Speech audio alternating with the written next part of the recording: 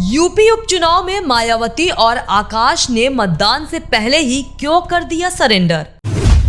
विधानसभा उपचुनाव में बसपा के मजबूती से चुनाव लड़ने के दावे तो पार्टी के भीतर खूब हो रहे हैं, लेकिन हकीकत ये है कि बसपा की फौज बिना पार्टी प्रमुख मायावती और नेशनल कोऑर्डिनेटर आकाश आनंद के लड़ेगी।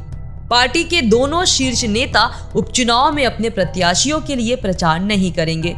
सूत्रों के मुताबिक सब कुछ अब जिला इकाइयों के भरोसे छोड़ दिया गया है। हालांकि महाराष्ट्र और झारखंड में दोनों नेताओं के प्रचार के विकल्प खुले रखे गए हैं, जिस पर फैसला जल्द होगा। बीते एक दशक से बसपा की सियासी जमीन यूपी में सिमटती जा रही है।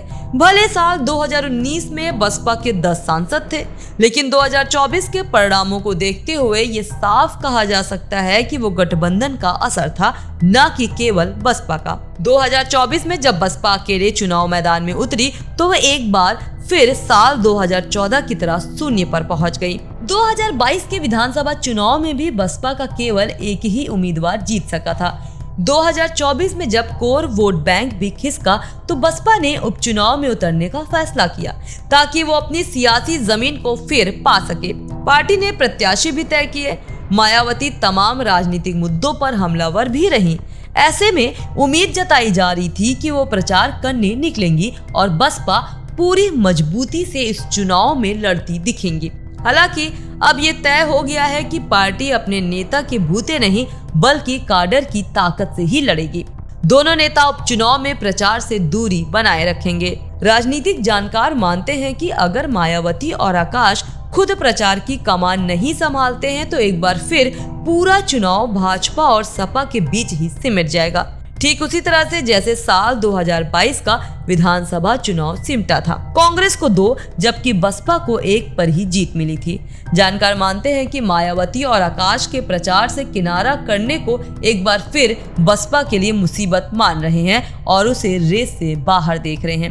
हालांकि सपा के साथ जमीन पर कांग्रेस का गठबंधन विजिबल ना होने के लाभ बसपा को उसके कोर वोटरों की वापसी के तौर पर जरूर मिल सकता है, लेकिन ये उम्मीदवारों की जीत के लिए काफी नहीं होगा।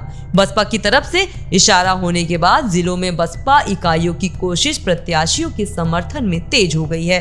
साल 2014 के बाद से ही यूपी में चुनाव बाइपोलर हो रहे हैं। इस बार भी इसकी त्रिकोणीय होने की संभावनाएं कम ही दिख रही है। ऐसे में मायावती और आकाश आनंद को पीछे ही रखने का फैसला लिया गया है ताकि परिणामों को उनकी कोशिश के साथ जोड़कर ना देखा जाए। पार्टी स्थितियां अपने लिए सामान्य होने तक इन दोनों नेताओं की साख पर सवाल नहीं खड़े होने देना चाहती है।